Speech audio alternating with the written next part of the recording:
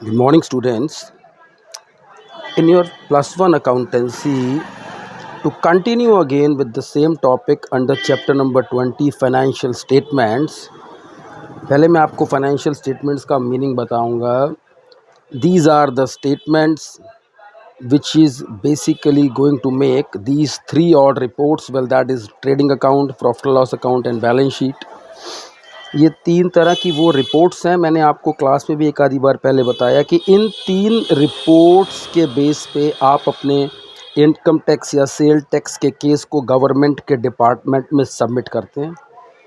आप इन तीन रिपोर्ट्स को लेके जाते हैं. ये तीन रिपोर्ट्स जिन चीज़ों से बनती हैं उनके प्रायर अकाउंटेंसी होती है आपकी, चाहे वो ट्रायल बैलेंस है, चाहे वो आपके डिफरेंट लेजर्स हैं, चाहे वो आपके जर्नल्स हैं, चाहे वो आपके सब्सिडरी बुक्स हैं. जो कुछ भी है वो आपकी कैश बुक्स हैं. ये सब के सब पुराने अकाउंट्स हैं जिनके बिहाफ पे आप इन तीन रिपोर्ट्स को जनरेट करते हैं.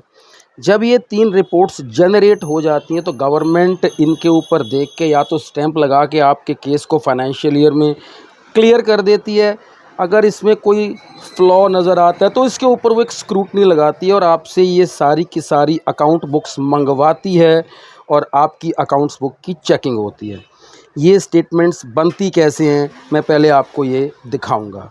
You have a look in your book on this chapter number 20 which is financial statements.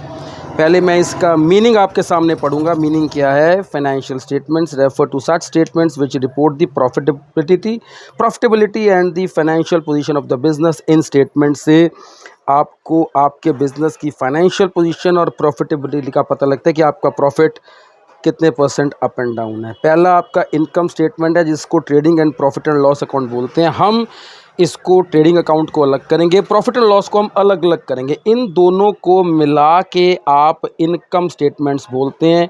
Income statements ये दोनों का ग्रुप है जो आपको यहाँ पर पॉइंट नंबर 1 में दे रखा है. दूसरा है statement of financial position which is balance sheet. आज से पहले आपने ये बैलेंस शीट चैप्टर 6 के अकाउंटिंग इक्वेशन में बनाई थी तो आपको पता था कि बैलेंस शीट के लेफ़्ट में आपके डिफ़र लाइबिलिटीज़ आती हैं, बैलेंस शीट के राइट में एसेट्स आते हैं. आज हम उसका एक बाइफरकेशन, उसकी डिटेल में जाएंगे.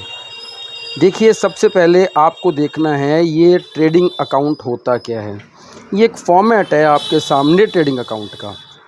बच्चों ध्यान से सुनिए. जैसे आपकी कैश बुक थी उसके अंदर आपका डेबिट था, क्रेडिट साइड थी, पर्टिकुलर्स थे. यहाँ पर भी कुछ डेबिट साइड है, कुछ क्रेडिट साइड है. ट्रेडिंग अकाउंट वो अकाउंट होता है जो बेसिकली तमाम किस्म की सेल के अंदर से आपके मैन्युफैक्चरिंग एक्सपेंसेस को सबट्रैक्ट करके आपका ग्रॉस प्रॉफिट निकालता है. ग्रॉस प्रॉफिट का मतलब ये है अभी उस प्रॉफिट में से इनडायरेक्ट एक्सपेंसेस, बाद में जो सेलिंग के एक्सपेंसेस है, घटाने बाकी हैं. दोबारा सुनिए. ट्रेडिंग अकाउंट के डेबिट में क्या आता है? Opening stock, net purchase. Net purchase का मतलब है परचेज माइनस परचेज रिटर्न. तमाम किस्म के ये डायरेक्ट एक्सपेंसेस हैं. डायरेक्ट एक्सपेंसेस का मतलब है एक्सपेंसेस जो माल के तैयार होने से पहले हैं, जो आपके मैन्युफैक्चरिंग एक्सपेंसेस हैं, प्रोडक्शन के एक्सपेंसेस हैं, कोयले के एक्सपेंसेस हैं, फ्यूल के एक्सपेंसेस हैं. कैरेज ऑन परचेज, कच्चे माल के ऊपर कोई कैरेज है. वेजेस है या वेजेस एंड सैलरीज है, यानी कि वर्कर्स की सैलरीज जो फैक्ट्री में काम कर रहे होते हैं. तमाम किस्म के फैक्ट्री के एक्सपेंस हैं, चाहे वो डॉक यार्ड के चार्जेस हैं, क्लियरिंग चार्जेस हैं, इंपोर्ट ड्यूटी है, रॉयल्टी है या फैक्ट्री की लाइटिंग है. ये तमाम किस्म के एक्सपेंसेस को आप ट्रेडिंग अकाउंट के डेबिट में दिखाते हैं. क्रेडिट साइड में क्या होता है? आपकी नेट सेल्स होती है. नेट सेल का मतलब है सेल माइनस सेल रिटर्न. आपका क्लोजिंग स्टॉक.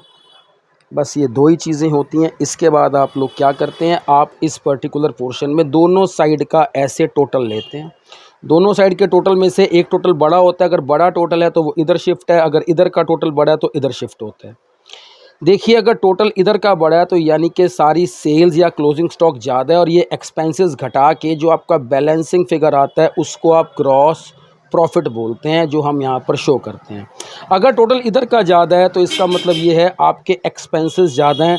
आपकी सेल को कम करके जो आपके पास बैलेंसिंग फिगर आता है उसको आप ग्रॉस लॉस बोलते हैं, जो यहाँ पर जनरेट होता है. यानी कि देखा जाए आपका या तो gross profit on the left generate होगा, gross loss on the right generate होगा. ये फॉर्मेट ट्रेडिंग अकाउंट का है. तो ट्रेडिंग अकाउंट से ग्रॉस प्रॉफिट या ग्रॉस लॉस जनरेट होते हैं, जिसको फर्दर हम आगे लेके जाते हैं। वो आगे हम कहाँ लेके जाते हैं, वो आपकी इनकम स्टेटमेंट्स की स्टार्टिंग होती है। ये इनकम स्टेटमेंट है, सच एंड सच पेज है 20.14। इसके अंदर ये फॉर्मेट है प्रॉफिट एंड लॉस अकाउंट का। वही पर्टिकुलर्स हैं, वही डेबिट है, वही क्रेडिट है। ट्रेडिंग अकाउंट में अगर लॉस है तो वो इसके डेबिट में आएगा, प्रॉफिट है तो वो इसके क्रेडिट में आएगा। उसके बाद ये प्रॉफिट एंड लॉस का फॉर्मेट है, प्लीज़ आप इसको सारे ध्यान से देखिए। ये सब यहाँ पर सारी की सारी इनडायरेक्ट इनकम्स हैं। तमाम किस्म की बिज़नेस की इनकम है। वो बिज़नेस की इनकम चाहे रेंट रिसीव करके आई, डिस्काउंट रिसीव करके आई, कमीशन रिसीव करके आई, इंटरेस्ट ऑन इन्वेस्टमेंट आया, डिविडेंट आया, बैड डेट रिकवर हुए, कुछ भी हुआ, लेकिन आपके पास सिर्फ पैसा आया है। डिफ़र सोर्सेज से पैसा आ रहा है। ये इनकम है, रूटीन बिजनेस इनकम्स हैं, रूटीन बिजनेस इनकम्स। उसके बाद आपके पास बेसिकली लेफ़्ट साइड के अंदर डिफ़र एक्सपेंसेस हैं। ये सभी एक्सपेंसेस आपके